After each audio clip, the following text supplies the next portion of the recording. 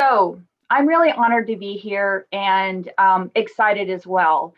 Typically, what I do is I do a lot of work to be prepared, but then I ask higher power to step into my heart and direct me through this process because there's always amazing things that my higher power feels that needs to be said or shared or experienced. So, with that said, I would like to also get a show of hands. I would like to see how many people, put your hands up if you can, how many people have been in CODA for less than a year? Okay. See those hands coming up. That's great. Okay. Okay, take your hands down then.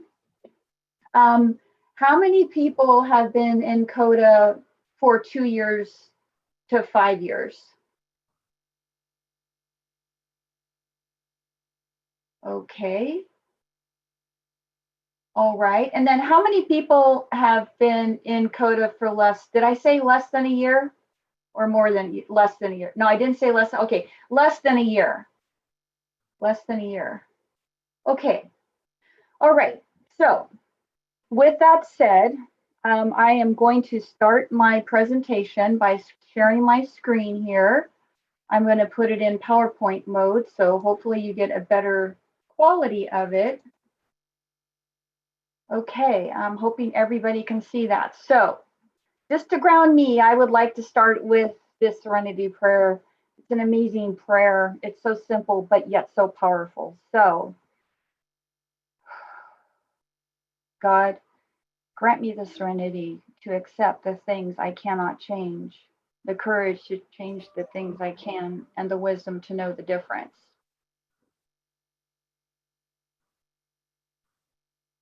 Okay, one of the reasons why I asked people to raise their hands is because this workshop, it's a pretty heavy duty topic, you know?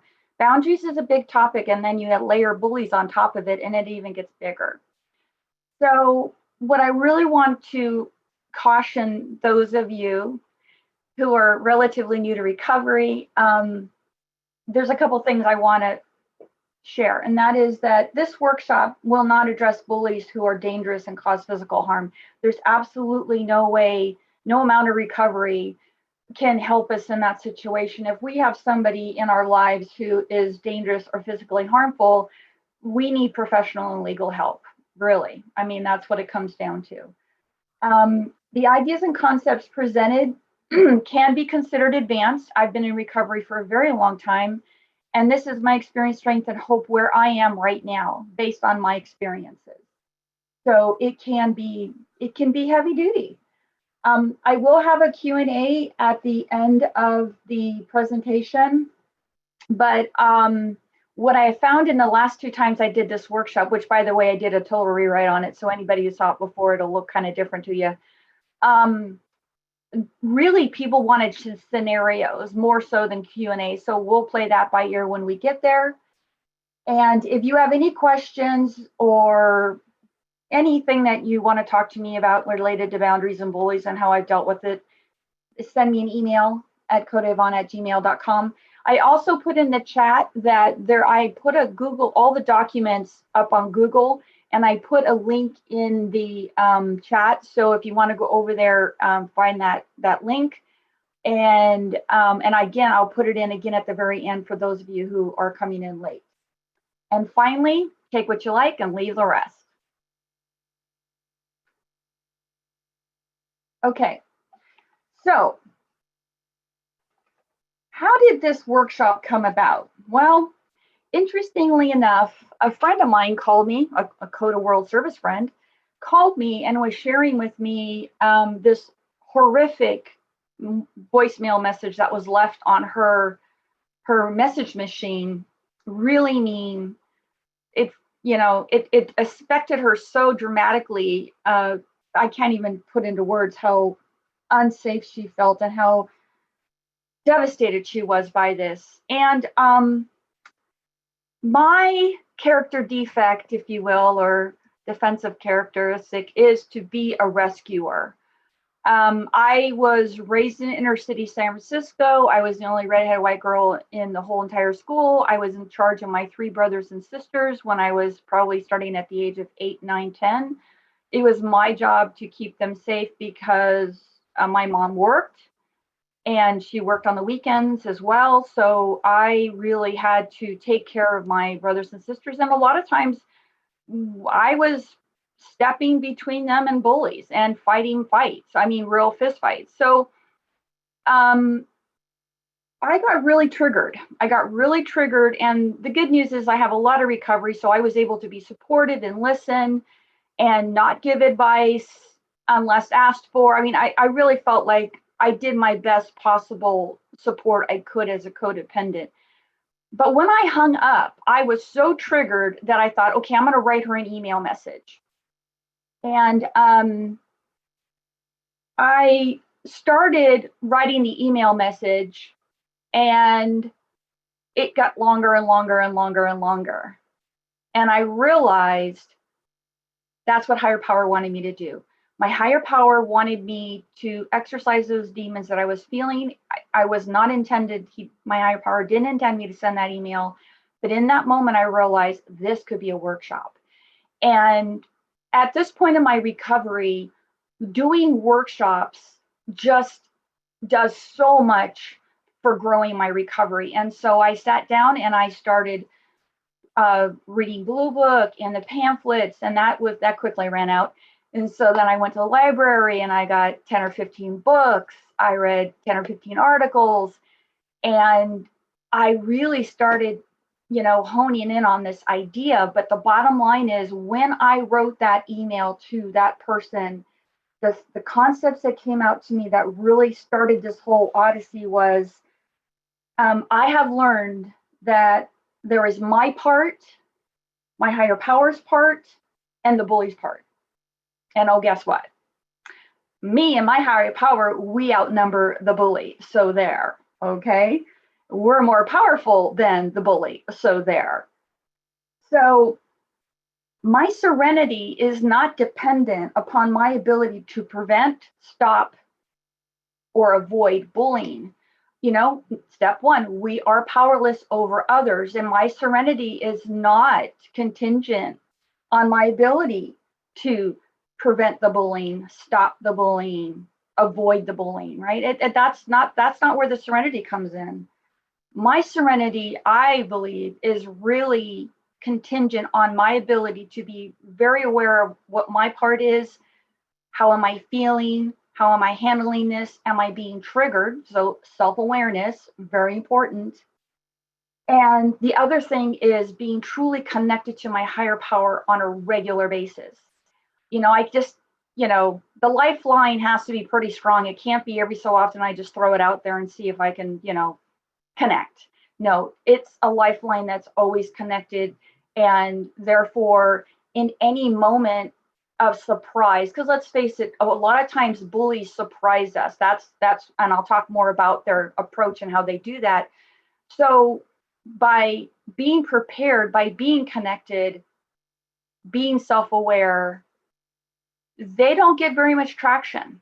And if they do get traction, it's pretty straightforward to get back on track, or at least I have a path in my vision of how to get back on track to my serenity.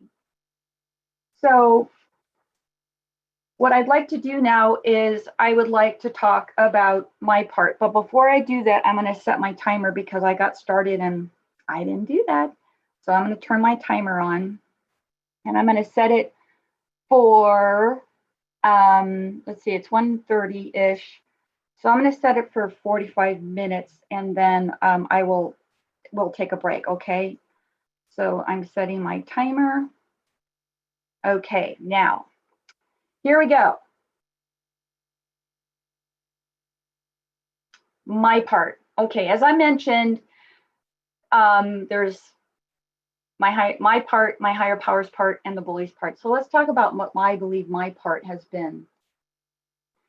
But before I do that, I really like to talk about boundaries as it is outlined in the pamphlet, okay? Anybody who doesn't have the boundaries pamphlet, you can get it for free on coda.org. Just go up to the top banner and it'll say click here for free literature, and it'll take you to the page.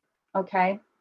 So boundaries from the perspective of coda is boundaries are limits which separate one person, place, or thing from another.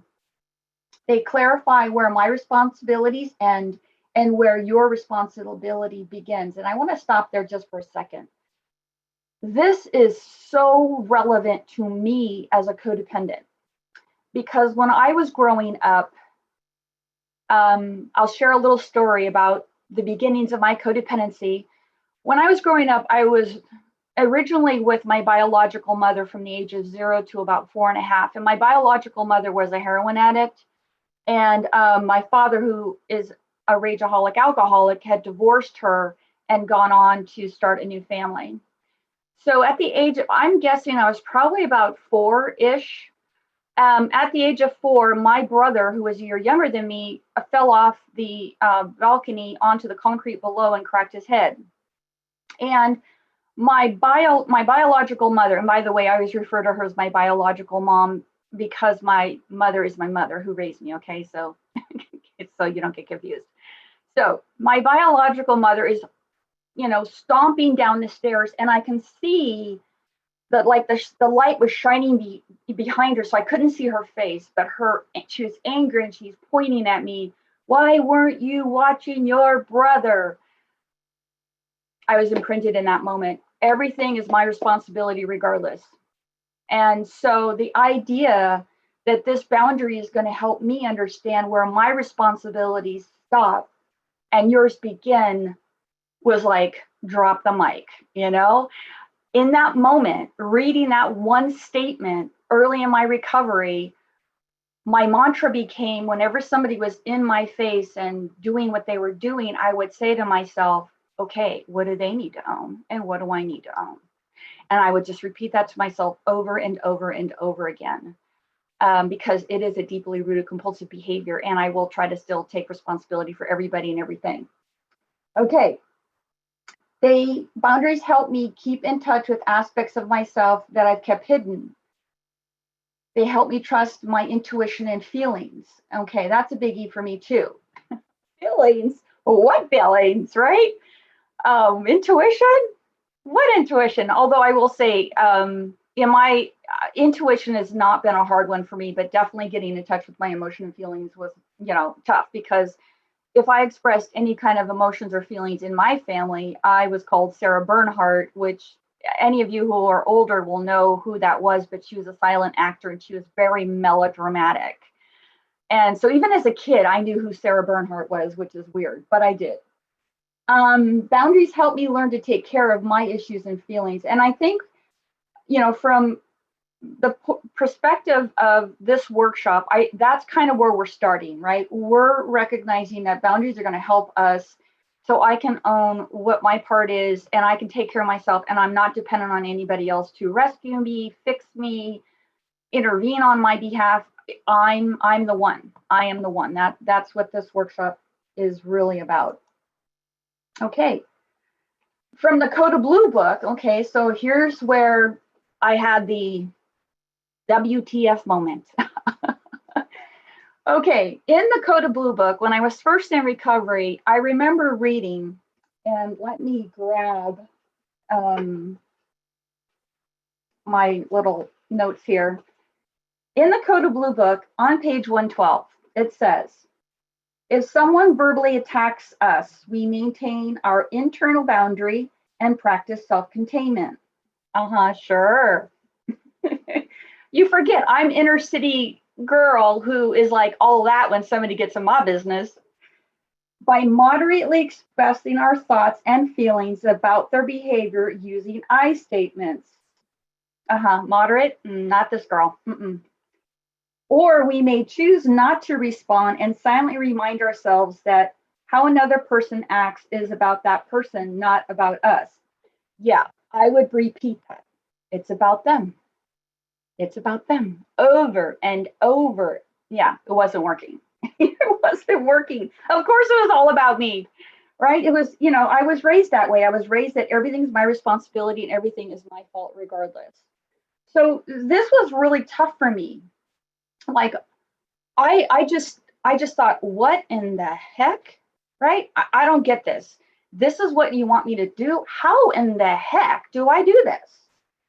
So lucky for me, of course, we know it's not like luck, it's higher power at their finest. Two things happened. One, I read this amazing statement, and I'm going to read it to you.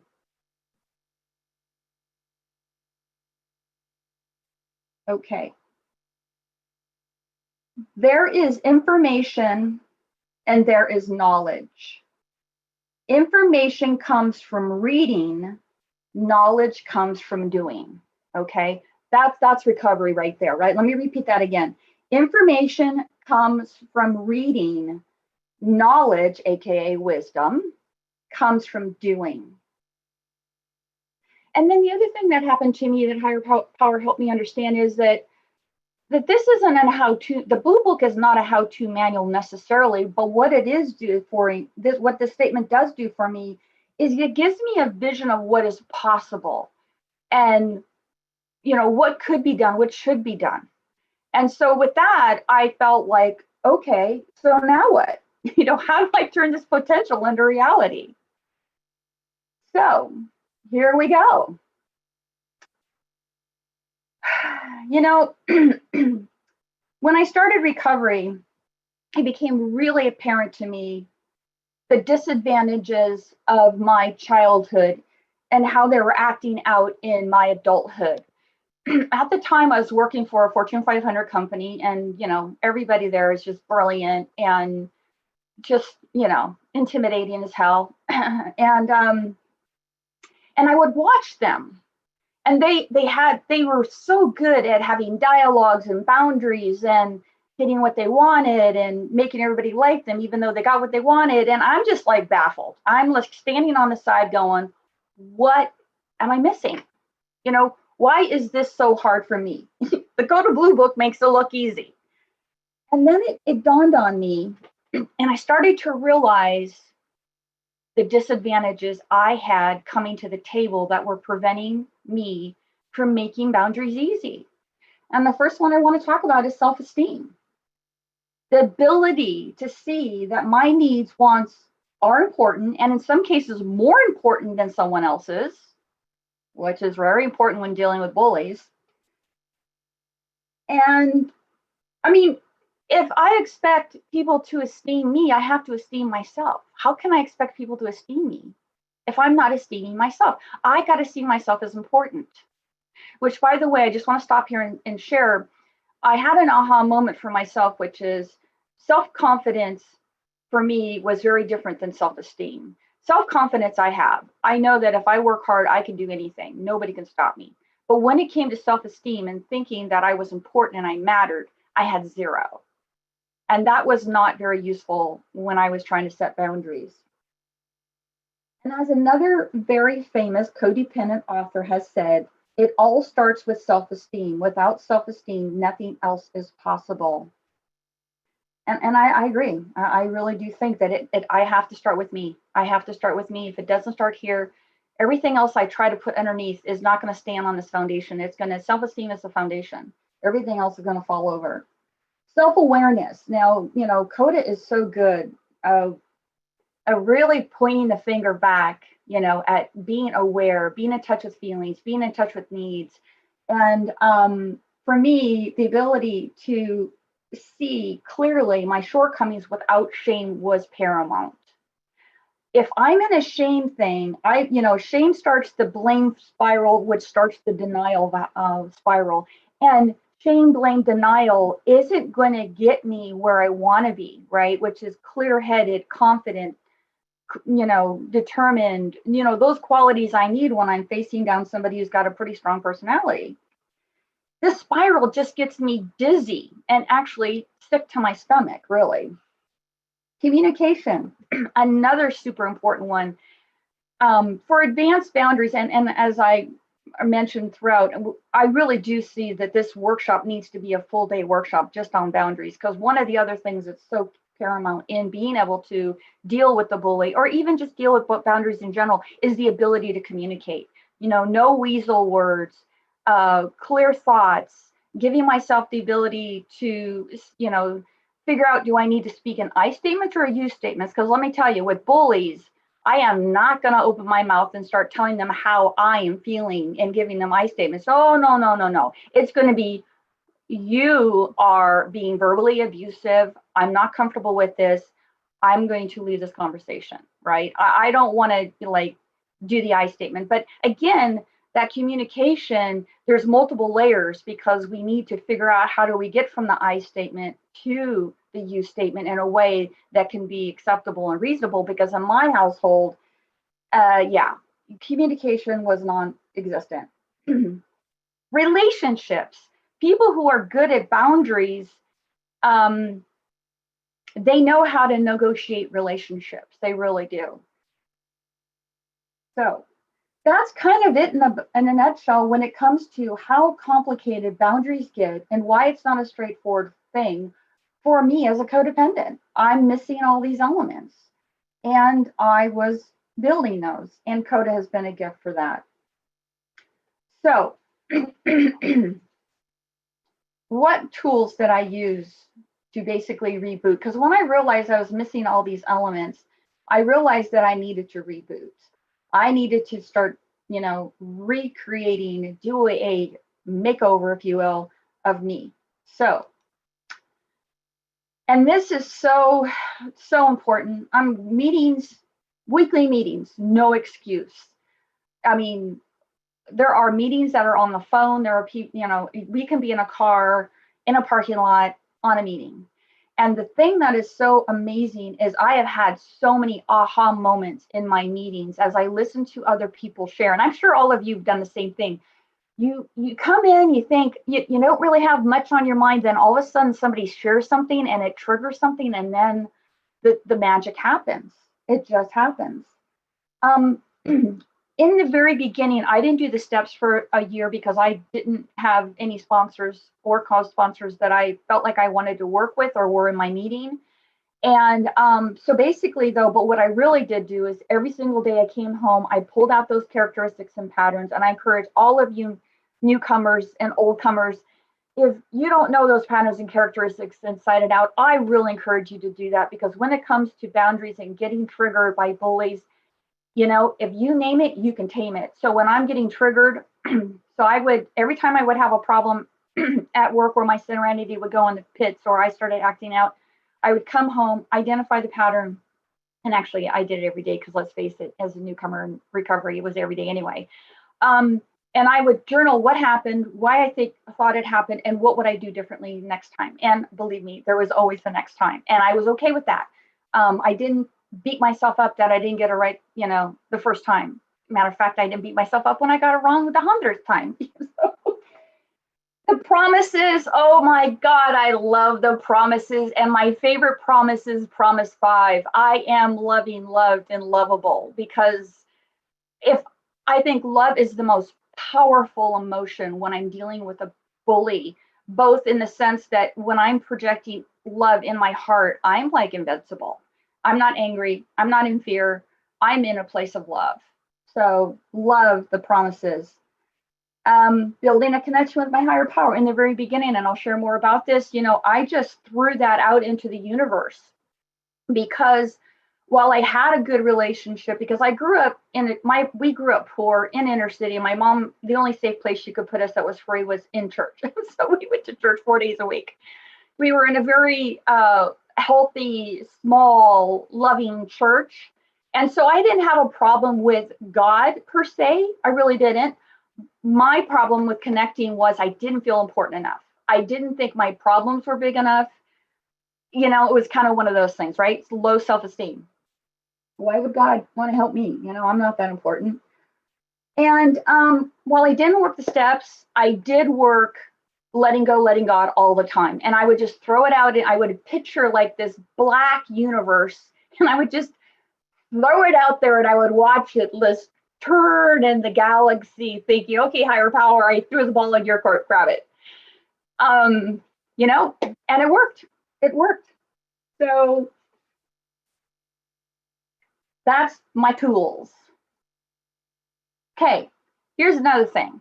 Low self-esteem. What are my rights? Okay, thank you, Coda, for helping me get this, because this was such a godsend at work. I could say no, especially one of the things I'll talk about with covert bullies is they manipulate you. You don't know what you're signing up for until it's kind of too late, but it's never too late.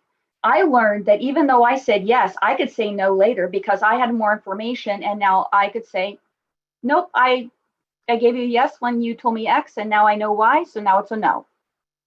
Get over it.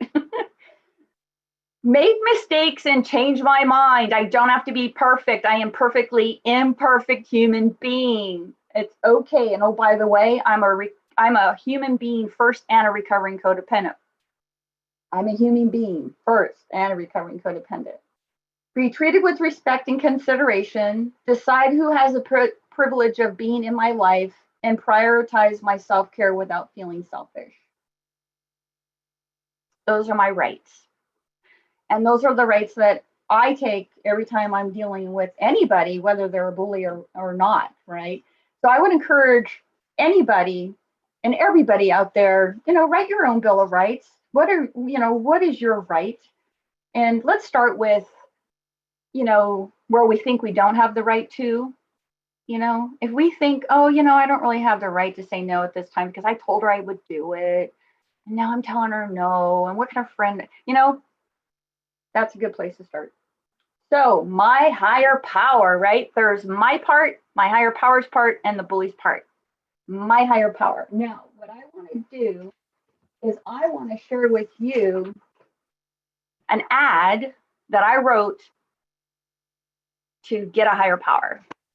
And my ad reads, title, Earnest, hardworking, recovering codependent is in search of a higher power. Ideal candidate. Will act with more compassionate than I show myself. Patient as I thrash about forgetting to ask for help. Forgives me when I'm willfully stubborn about accepting change. Consistently gets me, even when I don't understand why I do the things I do. Trust that I will get it right no matter how many times I get it wrong. Is generous with praise and love, even if I'm feeling that I'm not worthy. So those were all of the things that I was feeling as I wrote this ad that I needed help with. And my higher power sent me an acceptance letter, of course. In response to your ad, I believe I can fulfill all of these requirements, but I need 100% of your trust, belief in my abilities. Get that willfulness, let go of that willfulness. Hand your will over to the care of me, okay? I'm a very willful child, by the way. The will is what got me through my life. While I understand that you are very capable, there are times when you need to delegate to me and believe I'll come through for you. You may think you know what is best for yourself, but I am further from the picture and have a much better advantage. We are in this together, so we must work together. For the best possible relationship, you need to communicate to me regularly. Remember, no job is too small for my attention. So, yeah, that's my higher power in a nutshell, right? Now, this is what's very interesting about relationships and having bullies in my life, having people who are difficult in my life.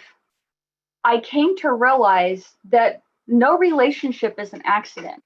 My higher power, if we look at step 6, entirely ready, and step 7, ask God to remove, how can we do that if we're not practicing, right?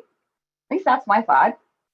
So HP has taught me that I attract exactly who I need in my life in order to grow in the most meaningful and beneficial way possible. Bad relationships can teach us about the most fundamental aspects of our lives. when we find the value in such situations, the situations themselves have a funny way of no longer being a source of conflict. I'll give you an example. I was in a service position where I had responsibility, and so in the process of this whole week, I had a lot of people complaining to me, and I'm a perfectionist.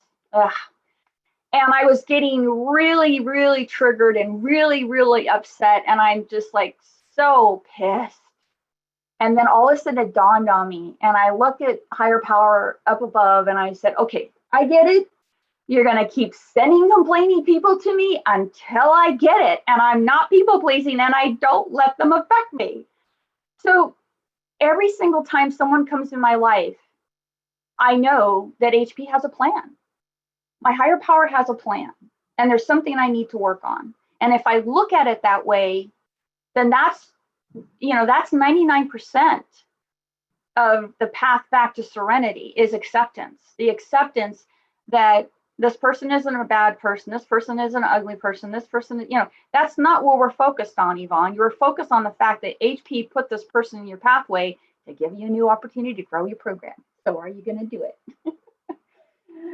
Oh, God, my higher power pisses me off sometimes. Okay. Now, my part, higher power's part, the bully's part. Okay. And we are moving through this really quickly, so that's good. Let me slow down and maybe share some things here. Okay. So when we're looking at bullies, I think the best step we can do is to understand and recognize what it is. And that sounds pretty straightforward, but as we get into this workshop, you'll see it's actually not as straightforward as we think. And it's not straightforward because either we came from environments that were super harsh and abusive, and so our tolerance is very high, or we get triggered and we get reminded of something else and we're overreacting to a situation because some tapes are playing in our head. So it's not as straightforward. So it really, I believe, took me a lot of practice and concentration to really, really, really understand what am I looking at and how am I going to handle it and what am I capable of handling. So when we recognize and understand and ask ourselves these questions about, am I being bullied? It really helps us because we're less likely to blame ourselves, right? Oh, he's being mean to me because, I left the milk on the counter, or my boss is yelling at me because I, forgot the period in that sentence. Whatever stupid reason they're yelling at us or being mean to us, we justify their behavior because we don't recognize that really, in fact, what they're doing is they're bullying us. And, we need to call it the way it is. I had a sales rep, and this was pre-CODA, but I had gone to, and this was such a gift. Thank you, higher power, before I knew you were guiding me. I wanted to do some volunteer work. And I worked at Hewlett Packard at the time, and they're really good about allowing you to take time during the day. They train you. I went to training for a week on how to be on a board of directors, all kinds of stuff they do. So they made it really easy. So I wanted to do some volunteer work, and I said, okay, I'm going to sign up for these 3 volunteer organizations, and whoever takes me first, that's where I'm going. And as it happens, I was recruited to go work into a shelter for battered women. Go figure. Tell me higher power wasn't involved in that one. And so when I went into that organization, I really started understanding what verbal abuse looked like and what it was, and the fact that it was unacceptable. And so I, at the time, was working in marketing, supporting the sales reps on the East Coast. And I had this particularly gruff, obnoxious, verbally abusive sales rep who was pissed off at me because I wasn't giving him the price discount that he wanted. Mind you, I'd already ran it up the chain, ran it back down the chain, and that's what he was getting. It wasn't my call. Anyway, he was being very, very abusive. He was trying to intimidate me to give him a better price, which is so stupid. I don't even know why he did that. Really, what he was doing was he was pissed that he wasn't getting what he was wanting, and he was taking it out on me, really. So I remember, man, I'll never forget this because I said to him, this is verbal abuse. You call me back when you're ready to talk to me in a calm and polite voice. And oh, by the way, I'm going to go talk to my manager. And I hung up the phone. I'm telling you what, from there on, man, that guy was nothing but nice. I called it, I named it, I tamed it, and I let him understand in a very calm, very straightforward, confident way that what he was doing was not cool. So, that's where recognizing whether or not I'm being bullied, just understanding what verbal abuse is. I mean, that was like a biggie for me because let's face it, I grew up in an environment where everybody in my family screamed. And my mom would grab my head and slam it against the wall a couple times till she got my attention. So, I had a pretty big tolerance for that sort of thing. Okay, bullying. When I read this definition, I thought this is on the money for codependence. I think it's right on the money. Bullying, it's about power. Unwanted, aggressive behavior that involves a real or perceived power imbalance. Now, one thing I will mention again here is that the type of bullies I'm talking about are not dangerously harmful sociopaths or psychopaths. Nothing I'm talking about can be, used to address that type of personality. Those people I need legal and professional help if I'm working with a sociopath or a psychopath. That's all there is to it. So I just want to mention that again. So when I'm looking at these type of bullies, what was so relevant to me is the perceived power imbalance, right? As a codependent, that really worked against me and in their favor, right? I really did believe them when they told me I had no power, no choice, no options. This was the message I got my whole life. Okay. And by the way, I married a narcissist, which he was perpetuating that message. Funny how that goes. And so, for me, when I read this definition, I thought, holy macaroni, I really need to get in touch with my perceptions of how much power they really have. I mean, how many times have we been in a situation or listening to a friend of ours who said, there's nothing I can do. I have no choice. Such a victim place to be. And I get why that happens to us. I've been there. I've been a victim. And I realized, that was the another gift. Thank you, Coda, is I started recognizing my victim voice and really addressing that victim voice, right? I don't have choices. I have no options. I'm stuck. No, girlfriend. You got lots of choices. You just need to get HP in your back pocket and figure out what your choices are and how you're going to do them in a way that takes care of you.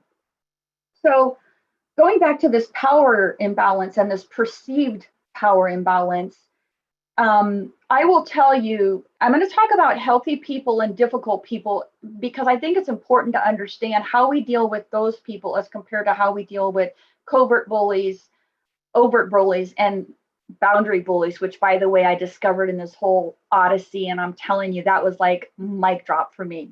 We'll get there in a minute.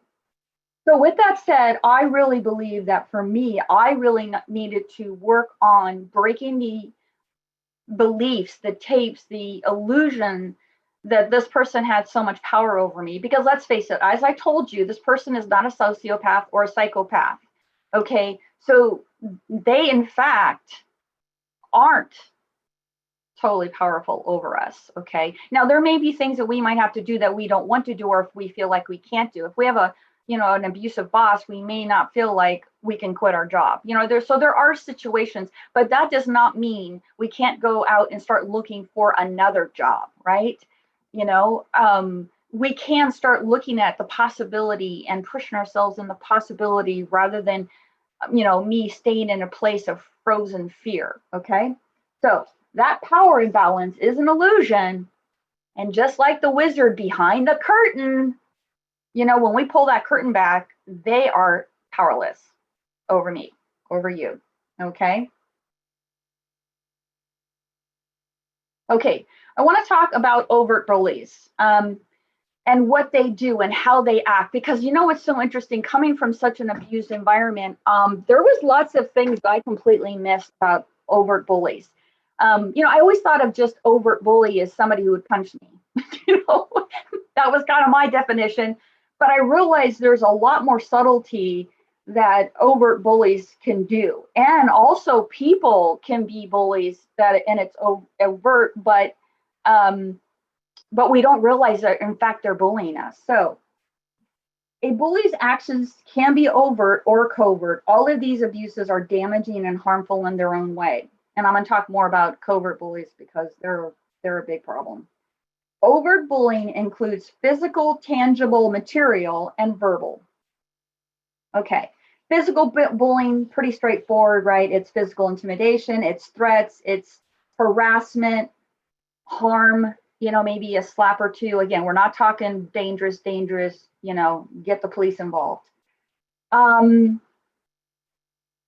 Like for instance, my mother, she slapped me across the face all the time. Did I think she was a sociopath or a psychopath? No. But I knew she was quick with her hands and I had a very smart mouth. Oh, my mom, bless her heart. She's a product of her environment. I so appreciate what she went through. There's so many gifts that she gave me that I will forever be grateful for. And she was doing the best damn thing, the best job she could. Let's face it. She married my father, had 2 children with him. He's an alcoholic, not paying the bills. She adopted my brother and I, brought us into her family, then divorced my father and kept us. I mean, for crying out loud, yeah, she was quick with her hands, but she was a product of her environment and she was doing her best. So with that said, let me talk about tangible material bullying. Okay. This is a very interesting one. They use power, their formal power or material leverage. That was very interesting. Formal power we get, right? A boss, etc.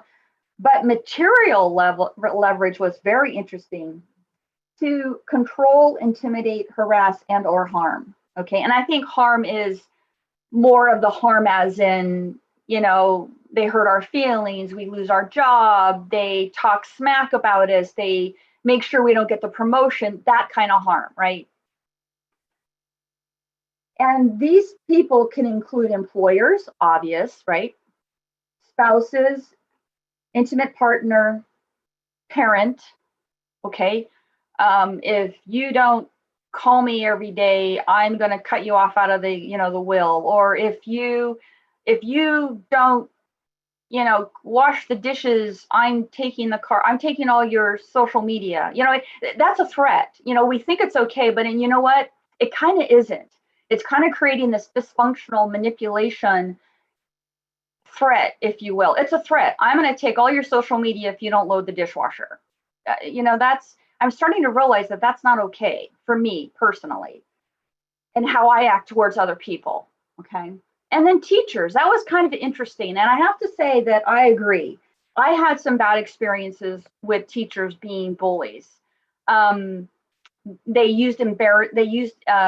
They would embarrass me in order to get power over me. Or like, say if you have a professor and you're working on your thesis and they're trying to hit on you, you're in a real tenuous position because you need to get this thesis done. And if they don't like you and you don't do what they want, you might not get your thesis done. So that's an example where that's a hard place to be, right? When somebody has got so much power over you in a material way, it's tough.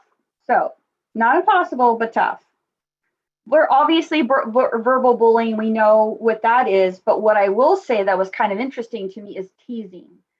Teasing can be verbally abusive as well, especially when it's teasing and it hurts your feelings and they go, oh, I was just teasing. It's like, yeah, teasing is when we both laugh, not when you laugh at me. Okay. So teasing is tough, but I will tell you, when you're dealing with the bully, hold your cards close to your chest. Don't let the bully know that their teasing is affecting you, because you just opened Pandora's box. And we'll talk more about how to deal with bullies in the future, later on, about how I statements, not working. Okay, and trying to put, we'll talk more about how to put boundaries down on overt bullies and how tough it can be. Okay, with that, I'm moving on to covert bullies. Okay. Can I just say that covert bullies, in my mind, are the worst? And I've had plenty of covert bullies in my life. It is so hard to pin them down. My ex-husband was a covert bully and a narcissist. And he knew exactly how to trigger me and get me going, and then I would look like an idiot to everybody else. I look like the problem. I look like the biatch, if you will, right? And I didn't know how to handle that. I didn't, because number one, I didn't get it. I was used to, overt bully, right? Verbally abuse me, smack me upside the head. That's what I was used to. So the other thing that happens with covert bullies a lot is they oftentimes are narcissists and they gaslight you. And some of you may or may not know what that means. So let me just explain. What they will do is I will tell them, you said I was fat and ugly the other day and that hurt my feelings. And they will tell me, no, I didn't. I didn't say that. No, I didn't say that. You misunderstood me. Like, no, you told me I was fat and ugly the other day when I was eating a cookie. No, I didn't say that. I didn't say that. You're confused. That is what covert bullies do. And it really messes with my perceptions because let's face it, I'm codependent. I don't trust myself anyway, right? So covert bullies are, I think, really, really hard for me as a codependent. Now, the other thing about covert bullies that, is not necessarily as bad as a narcissist or, somebody who's gaslighting me, but they also can use flattery, right? So what they'll do is they'll compliment me and they'll get me that warm, lovey feeling and I'll feel like, oh, we're friends. And then they'll come around and they'll give me a dagger right in the heart. Yvonne, you talk too much. You need to not talk so much. Whoa, I thought we were friends. I thought you loved me. I thought you loved when we had these conversations, and now you're telling me I talk too much. So that is a type of covert bullying that was, very something I had experienced a lot with people in my life, unfortunately. Bribery, offer a reward, or threaten to withdraw the reward if we don't comply. This is another one, so important. Self-blame and being the victim. We all know that triangle, rescuer, persecutor, victim.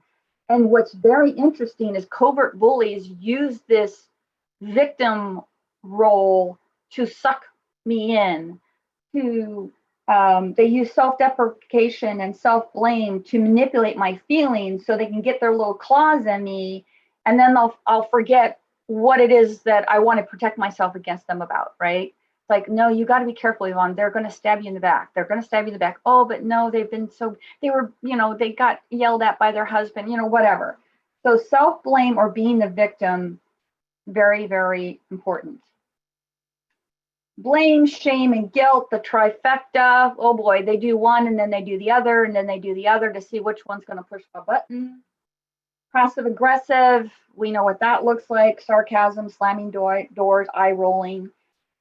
So those are the things that covert bullies do. And the thing that's so tough about this is they're all over the board, right? And in one hand, they're being really mean to you, but then on the other hand, they could be the victim, but on the other hand, they could be really flattering. So if you've got a bully like that, just really, I recommend doing some serious journaling. Like write down every single time something happens so that it's imprinted in your DNA of how they work, because it's really confusing. Okay, boundary bully. And we've got 5 more minutes and then we're going to take a break.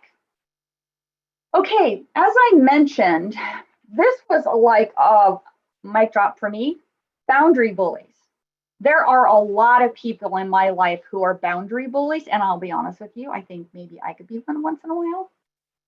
And now that I'm aware, I will try not to be. Okay. So here's the thing about boundary bullies. They're not, and I also, let me just say right now before I go too much further, I think that boundary bullies, for us who want to practice boundaries, I think it's safer to practice boundaries with these boundary bullies and really stay away from the covert bully and the overt bully initially. Just saying. But with that, let me go back to boundary bullying.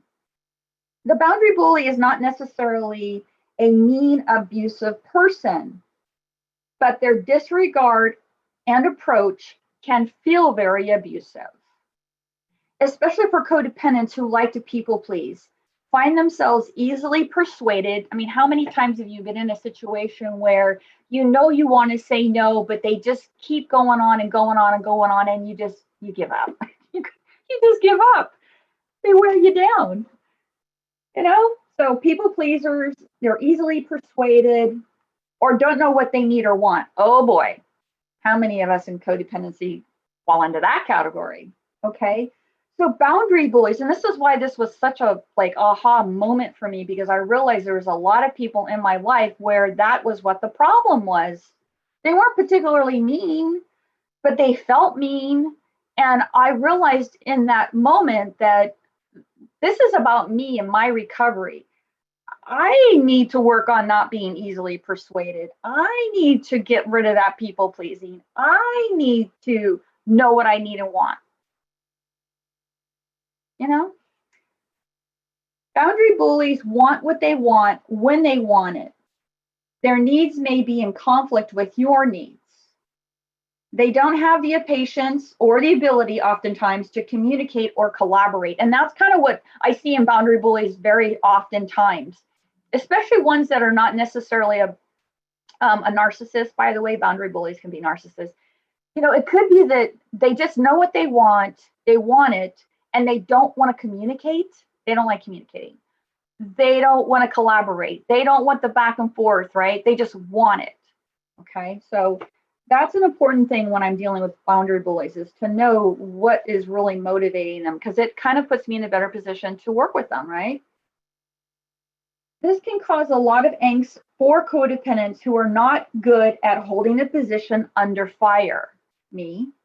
On the other hand, they are safer to practice setting boundaries with than covert bullies who use abuse intentionally. Again, I remember at the top of this, I said, boundary bullies might be a good place for us to start, but let's face it, we really have to be really good. And I'm going to talk about this a little bit more later about doing boundaries in general. Okay. We don't want to bite off the elephant in one whole bite. It won't go down very easily. I do want to say, though, that some boundary bullies can be covert, which can be really confusing, because what they do is they hide their intentions. They know what they want. I'll give you an example. I have somebody in my life who I dearly love. She's an amazing lady. And it took me a really long time to figure out what her MO was. And that is, whenever I have a conversation with her and she has a want, she will start the conversation with just a small little ask. And then I'll say yes.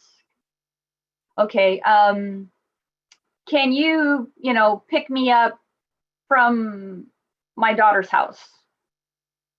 Yes. Can you pick me up and take me to the grocery store afterwards? Oh, okay. Can you pick me up, take me to the grocery store at 10 o'clock Saturday night? So she's got me going down this yes, yes, yes road. And it's like, whoa, hold the phone. And that's where, let's go back to my original right. I have the right to say no now, right? I said yes, yes, yes. But now I see your whole picture and now it's no. And of course she'll say, but wait a minute, why? You said you could, why can't you? Well, I'm in recovery and my needs are more important than your needs. And I have a need to be home on Saturday night at 10 o'clock at night, not picking you up and taking you to the grocery store. Okay. Now, could I say that when I first got into recovery? Oh, hell no. No. This is higher power and coda. Thank you. Okay. So that's kind of really how a boundary bully operates. And they're while they have no malice intended, they are very self-centered. And so if we always keep that in mind when we're dealing with them, we're going to be in a very, a better position. Okay. A better position. Okay, so that takes us to the 45 mark, and my thingy is dinging at me, so I will turn it over to Lisa, I think. Yes, Yvonne, thank you. Hey, right? We did all this because we want to be able to set boundaries. But before I get into this, I just want to stop and say, I'm so grateful to be here, and this is so amazing. And, you know, it's my hope that we all understand, what we're capable of doing. We believe in ourselves, but we're also realistic. When I first came into CODA, one of the things I started realizing is I set myself up for failure. It was subconscious, but I was setting myself up for failure because I felt like a failure. And so subconsciously, I would bite off the whole entire elephant and it would choke me. And I didn't like it necessarily, but I didn't know how to stop it. And it wasn't until CODA really helped me, figure myself out, which was the characteristics and the patterns. Hands down, one of my favorite tools. Amazing. Okay. So with that said, I don't believe that one boundary fits all. I don't. It's just, and you will see why. Okay. And that's why the CODA Blue Book, while I appreciate what they're saying, on another level, I realize that that is just a small little part of the bigger problem. Okay. And that is why one boundary does not fit all. That's why I statements don't always work. Being silent may. This is true, but when and how? So the thing that I learned when setting boundaries, the very first thing I need to do is I need to understand who I'm dealing with, right? Who's this person in front of me?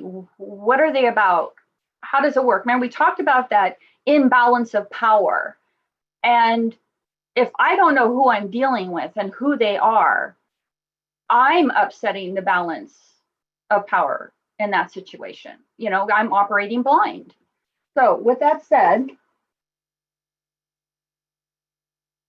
whoops, I forgot to start my timer again. Sorry. Okay, boundaries. Okay, here's the thing. I kind of just had to put labels on these people, normal people, maybe because I don't feel normal. I'm not sure. You can't have red hair and be normal anyway. It just doesn't work. So with that said, with normal people, what I found is they demonstrate predictable and reasonable behaviors, right? I kind of know when I'm working with this person, this is kind of what I'm in for, and this is how it's going to kind of go. And, I can kind of coast a little bit, right? Difficult people, and this was kind of a category I created all on my own because I felt like there was this in-between place. And I think that's where I put myself, right? I'm a difficult person, I've been told. But because I'm codependent, right? That's what makes me difficult. Why am I difficult? Because I'm unpredictable. Sometimes I can be really overly receptive to a boundary, like just completely go into compliance mode, or it can be really against a boundary because I'm in control mode. That is really confusing to people, let me tell you.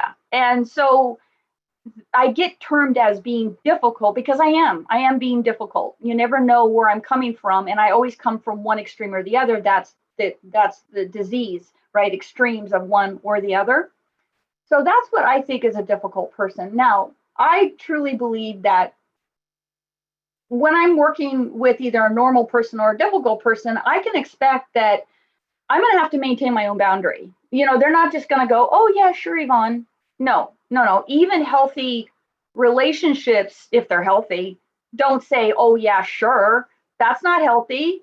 Kind of codependent, actually, but not necessarily. Maybe they really like the idea of going with you to have ice cream. I'm not sure. But the bottom line is I do, even though this person's really nice, I do need to go into that situation knowing that I'm going to have to maintain my boundary. And, maybe I have a backup plan too, because that's the thing with working with difficult and normal people is, I can listen to what they want. I can listen to what their request is. And I do have the ability to renegotiate. It's safe, right? I'm not going to pay big time by agreeing, to, yes, picking you up, taking grocery shopping, and it's at midnight. You know what I mean? Normally, reasonable people don't do this. Normal, reasonable people will say just to me, Yvonne, I need you to pick me up and we need to go grocery shopping. And unfortunately, it's going to be at 10 o'clock at night because that's the only time I can do it. Right? That's what a normal, healthy person will tell me rather than, try to manipulate me down that yes road. One of the things that's super important with these individuals, if I want to have a good, healthy relationship with them, I've got to be consistent. Okay. I really need to think about my boundaries. And I'll be honest with you, I always give myself a break. I never say yes automatically, even at this point in my recovery. I always say, let me think about it. I'll get back to you. Okay. Especially if it's a big ask. It's not a little, can you bring me a glass of water, something like that. If it's a big ask, right? And everybody has to decide what their big ask is. Okay. Okay. Healthy manipulation. This was another interesting concept to me. It's normal for other people to try to see if they can get me to do it their way. And I think healthy manipulation is, maybe they kind of make me feel guilty. Remember that time I did this for you? And can't you do it now for me? That to me is not like Danger Will Robins. That's a normal thing. They're trying to guilt me. They're trying to see if they can get their way. Maybe they'll appeal to my empathy. To me, that seems like a healthy way to manipulate. And I'll talk more about what I think is not healthy manipulation. And here's the thing with these individuals, I think this is the place we all start in the beginning, right? This is where boundaries make sense. This is what the Blue Book is talking about. This is what the Code of Boundary pamphlet is talking about. I can use I statements with these individuals. I can share how I'm feeling. I am safe with these individuals. But here's the bottom line now. And this is very interesting. As a people pleaser, they may not like my boundary. Go figure. And they might get all pissy at me about it. That's okay. I need to step into the pain. They're being pissy, but it's okay. It's okay. They're not going to get even with me. They're not going to stab me in the back. They're not going to, make my life a living hell because they're pissy right now. It will go away. These are healthy, normal people. It will go away. Everything will be good. Our relationship will be healthy. Okay? So that is those individuals. Now let's talk about our problematic children. Okay. Covert and overt bullies, completely different situation. And I almost want to say that most of us, unless we got a lot of recovery, trying to go head on with a covert or an overt bully with a boundary, I personally think, and what my strategy is I find it is better and easier because let's face it, I'm powerless over these people. They're a little bit crazy. I find in my own world that it's easier for me to figure out how I'm going to do self-care, how am I going to put the boundary on me. Okay. I'm not going to smack a boundary on them because I'm wasting my time probably. I don't like when you talk to me like that. It's rude. Or I'm not going to talk to you if you're going to talk to me like that. With a covert overt bully, they'll go, oh, great. That pisses her off. I'm going to do it more. I'm going to text her. I'm going to email her. I'm going to call her. So with that said, covert bullies, they're really hard to anticipate or predict because they're covert. You do not know where the abuse is coming from. You don't know when it's coming. It's just forget it. You know what I mean? Overt bullies, they're more predictable, but they're also abusive. Why would I want to put myself up against that? So I can most likely, I will most likely need assistance. If I am in a situation where I really have a covert or an overt bully, I'm probably going to need assistance. And here's the thing, and this is one of the things that I really differ with what all the articles I read. I do not agree that I'm going to take this problem to my management and complain about this person. And the reason why is because most likely this person has a real sense of their power. They're really good at manipulation. They're really good at making other people look bad. And it's most likely going to blow up in my face. So I don't think that trying to get other people involved in addressing the actual problem that's going on is always going to work in our favor. I mean, look at that guy, that director in Hollywood. How many years did people know that was going on? Years and years and years and years and years. They knew what was going on, but he had a lot of power, he had a lot of influence, and nobody dare cross him, right?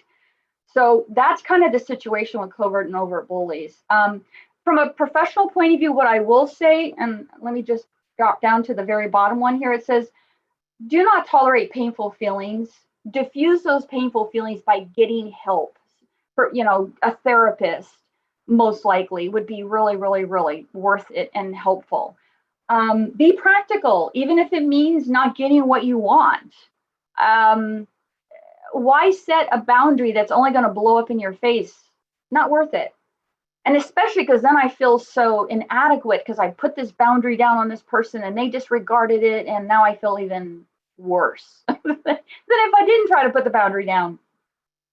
Expect unhealthy manipulation. And this is where unhealthy is: threats, payback, aggression, undermining you.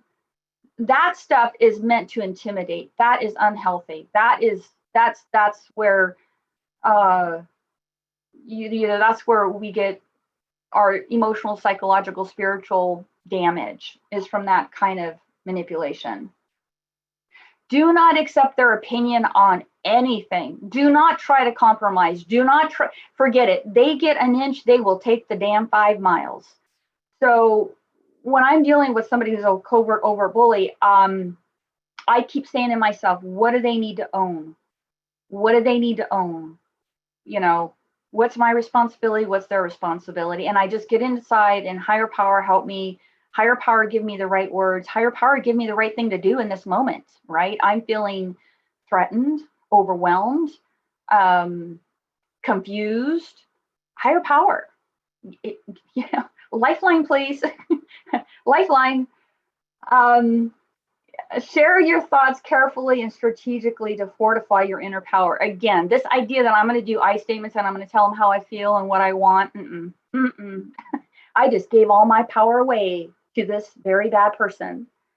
So that is why I'm saying, in general, while I give you all of this guidance, this outline, and I put it in this presentation, I really want to emphasize once again, this is not for the faint of heart. This is not for the the newcomer, or even somebody who's been, you got to have a lot of recovery, I believe, in my humble opinion, based on my own experience, because, man, these people, they pull it all out of me every single time. Okay.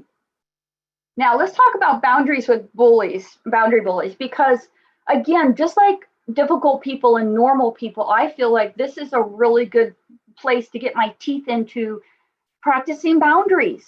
Boundary bullies are pretty predictable. They always approach a situation that their needs and wants are more important, which can be problematic with us codependents, right? Because we go, oh yeah, sure, here.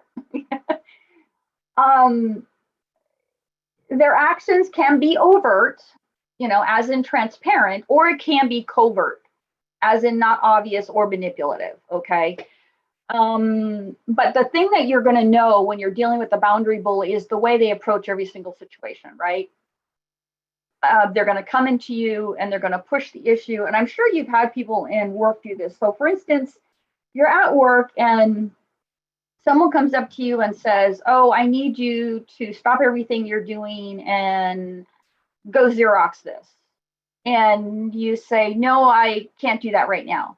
And the next thing they say is, and this is the hook, why? Well, because I'm on deadline and Joe gave me this thing and I'm on deadline and I it's going to take me this whole time in the deadline. Well, that's not that important. It's only going to take you 5 minutes to do the Xeroxing. You'll have plenty of time. And then you give them another reason. Well, Joe is really the one who's directing my work schedule. What they do is they keep saying why and why and why. They do not want the answer. They want to hook you and hook you and hook you and hook you until you're so far down the road that you're exhausted, you capitulate and you think, this is taking me more time than if I just went and Xeroxed the damn thing, right? No. That's wrong on all levels, because guess what, kiddos? The next time he wants you to do something he has learned, he just needs to drill you on the whys and make it so that it's so painful that it's easier for you to go just do it. But guess what? You take every single one of those situations and add them all up together, and no, it is not easier than saying no. What part of no do you not understand? So when I'm dealing with a boundary bully like that, right as soon as they say to me, why? Now, mind you, let's face it, it's probably going to take us once or twice before we recognize that this is what this person's all about, right? Okay, because they use a lot of different strategies. But pretty soon we're going to start seeing their approach, which is my sense of urgency is more important than everybody else's, okay? When they say why, my response is, no, can't do it right now. Why? Nope, can't do it right now. Why? Nope, can't do it right now. Here's the trick, you guys. Anybody who's ever been in sales or marketing, we know that you have to say something 3 times the exact same way for that person to understand that you mean it. First time, everybody ignores you. Second time, they're kind of listening. And third time, it's a hard no, okay? And anybody even who's not in marketing and sales, I guarantee you, they will stop at the 3rd no. And maybe you got to do a 4th, but I guarantee you, when you say no, no, no, no, no, you do not answer their why question, they will know their goose is cooked. Okay, you got their number. They're not getting away with nothing, and they're going to go probably find somebody else who they can get to manipulate. So when dealing with the boundary bully, expect to deal with irrational and upset feelings. He is not going to be happy that I said no about not photocopying his stuff. He'll go, I don't know why you're saying no. It's only going to take you 5 minutes, and I've got this thing I've got to go do that's so important. Okay, he's going to be mad, and he might even pout, right? But for the most part, boundary bullies are not abusive, so there's not necessarily going to be payback. And so that's why it's safe to say no to a boundary bully and know that you're okay. Probably won't be any, because they're not abusive, right? They're just self-centered. Expect manipulation. Expect that you're going to have to be really hardcore on your boundary.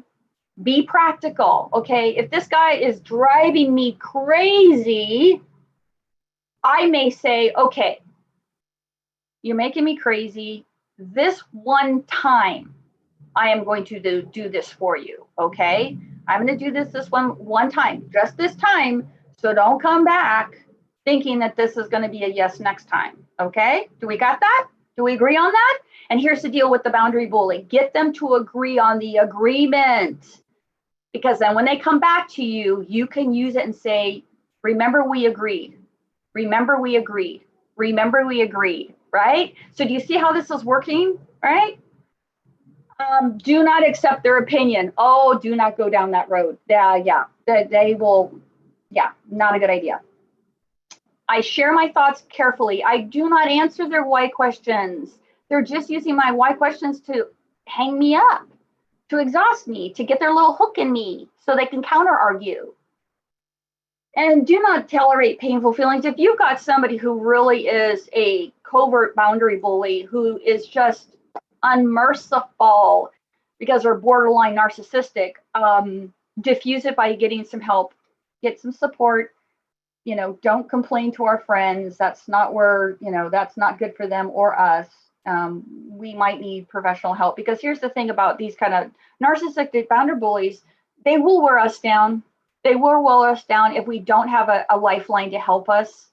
A dear friend of mine, she told me this story, how she had this really bully boss, and he would pull her into these conference rooms because nobody could see what he was saying or doing to her, emotionally, psychologically, verbally, right?